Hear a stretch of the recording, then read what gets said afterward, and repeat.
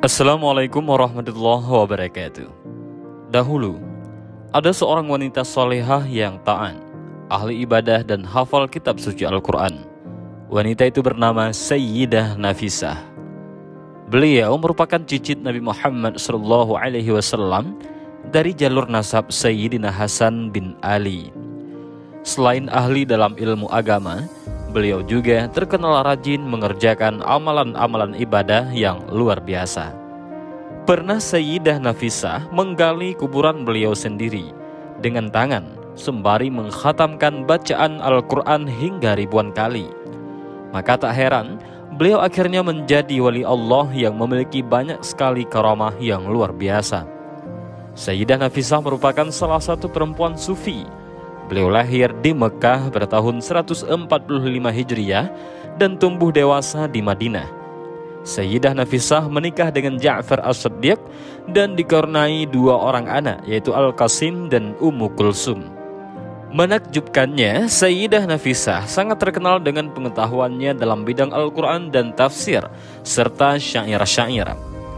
Setelah pernikahannya itu, beliau pergi ke Mesir bersama sepupunya, yaitu Sakinah Al-Maghfunah, dan berdiam tidak jauh dari istana Khalifah di Kairo. Siang sampai malam beliau habiskan umurnya untuk berpuasa dan beribadah kepada Allah Subhanahu wa Ta'ala. Sayyidah Nafisah menjadi tokoh masyhur di dataran Mesir lantaran tirakat-tirakatnya dalam ibadah seperti puasa, membaca Al-Quran hingga khatam berkali-kali dan sholat malam. Sebagai wanita yang sangat taat, tekun, istiqomah dan selalu ikhlas, Sayyidah Nafisah oleh Allah Subhanahu wa Ta'ala diberi berbagai banyak karamah. Beliau mendapatkan karamah sebagai penghormatan dan kemuliaan baginya atas segala amal yang selalu diridhai oleh Allah Subhanahu wa Ta'ala. Dikisahkan dalam kitab Mushrizwa bahwa Sayyidah Nafisah terkenal karena kesukaan beribadah saat masih belia. Beliau beribadah malam tanpa pernah tidur selama 40 tahun karena kekhawatiran terhadap nasibnya di akhirat kelak. Hal itu disaksikan sendiri oleh keponakannya, yaitu Sayyidah Zainab. Sayyidah Zainab dulu pernah melayani Sayyidah Nafisah selama 40 tahun dan beliau tidak pernah melihat Sayyidah Nafisah tidur di malam hari, tidak pernah melihatnya berbuka di siang hari kecuali 2 hari raya dan hari tasyrik. Pernah Sayyidah Zainab bertanya, "Apakah engkau tidak kasihan dengan tubuhmu?" Sayyidah Nafisah menjawab, "Bagaimana aku kasihan pada tubuhku, sedangkan di depanku ada banyak rintangan yang tak seorang pun bisa melewatinya, kecuali orang-orang yang beruntung." Dan subhanallah, begitulah keadaan para kekasih Allah. Ia rela merasakan ketidaknyamanan dan tekanan, bahkan rela membuang waktu istirahatnya demi ibadah, sebagai upaya mendekatkan diri kepada Allah Subhanahu wa Ta'ala. Selain itu, Sayyidah Nafisah juga memiliki karamah yang sangat luar biasa. Suatu ketika di Mesir terjadi penceklik yang sangat parah. Sungai Nil yang menjadi sumber kehidupan warga mengering dan kebutuhan masyarakat pada air sangat mendesak. Kemudian orang-orang mendatangi Sayyidah Nafisah dan meminta doa kepadanya. Sayyidah Nafisah lantas memberi sebuah kain. Mereka lalu membawanya ke Sungai Nil dan melemparkan kain itu. Akhirnya, atas izin Allah Subhanahu wa Ta'ala, Sungai Nil kembali dipenuhi air yang melimpah ruah. Karamah Sayyidah Nafisah lainnya juga tak kalah menakjubkan. Beberapa tahun beliau ada di Mesir, Sayyidah Nafisah hidup bersama masyarakat. Mereka sangat menghormatinya. Selain karena keturunan dari Rasulullah SAW, beliau juga memiliki derajat yang mulia. Menurut Syekh Jabar, Sayyidah Nafisah bersama suaminya tinggal di rumah Ummi Hanin. Rumah yang ditempatinya bersampingan dengan rumah keluarga Yahudi yang mempunyai anak perempuan yang lumpuh. Suatu ketika, si ibu Yahudi ingin pergi ke pemandian umum. Ia pun lalu menitipkan anaknya di rumah Sayyidah Nafisah. Saat waktu zuhur tiba, Sayyidah Nafisah berwudu. Air bekas wudunya itu kemudian mengalir sampai di samping anak lumpuh tersebut. Si anak pun seketika menyentuh air dan mengusapkannya ke seluruh tubuh. Atas izin Allah, sang anak dapat berdiri dan berjalan seperti tidak lumpuh sama sekali. Ketika ibunya kembali, ia pun tak percaya dengan apa yang dilihatnya. Si anak lalu menceritakan peristiwa dahsyat yang dialaminya. Mendengar penuturan kejadian itu, ibu dan semua keluarganya lalu bersyahadat masuk Islam dengan bimbingan Sayyidah Nafisah. Subhanallah. Seiring tersebarnya berita ini, lebih dari 70 Yahudi masuk Islam dalam waktu singkat. Dan semakin banyak orang yang berkunjung ke rumah Sayyidah Nafisah untuk meminta doa serta mengharap berkah darinya. Suatu ketika, karena melihat semakin banyak orang yang mendatangi Sayyidah Nafisah untuk meminta doa dan barokahnya agar semua keinginannya terkabul, suaminya ingin membawanya pulang ke Hijaz, yaitu di Madinah. Namun Sayyidah Nafisah menolak ajakan itu.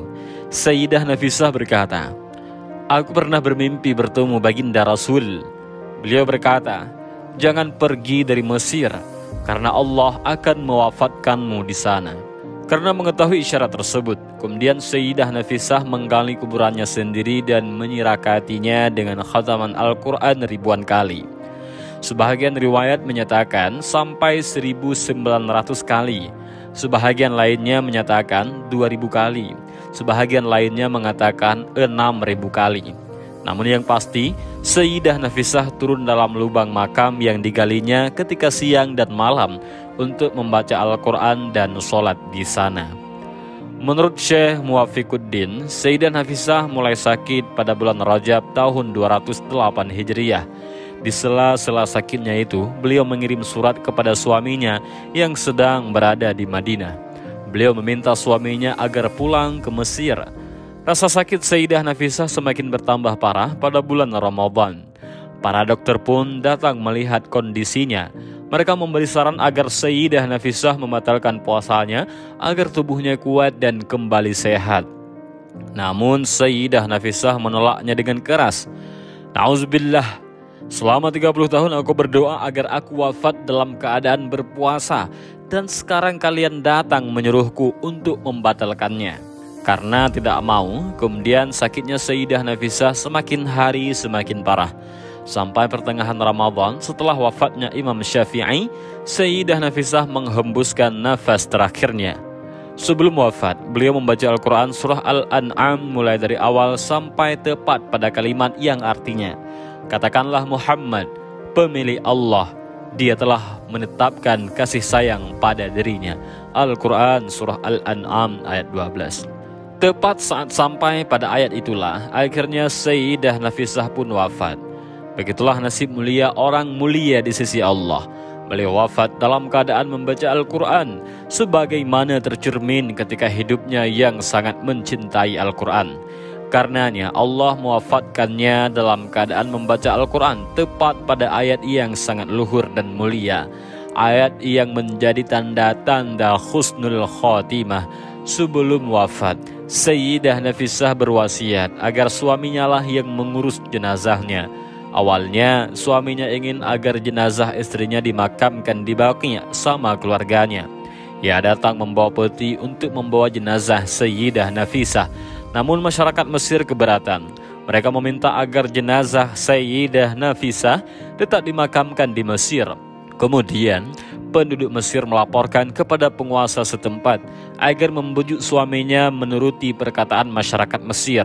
Sang penguasa lalu bergegas mendatangi suaminya dan berkata, "Demi Allah, jangan melarang kami melihat makam Sayyidah Nafisah.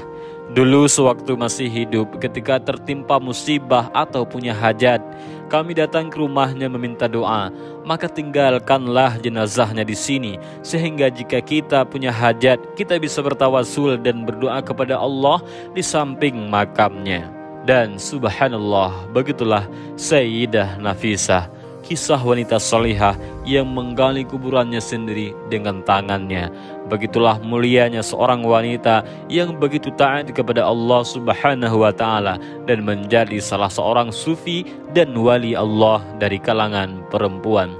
Mudah-mudahan dari kisah ini kita bisa mengambil beberapa pelajaran dan hikmah, juga mudah-mudahan video ini bermanfaat bagi kita semua. Amin ya rabbal alamin. Wallahu a'lam bissawab. Assalamualaikum warahmatullahi wabarakatuh.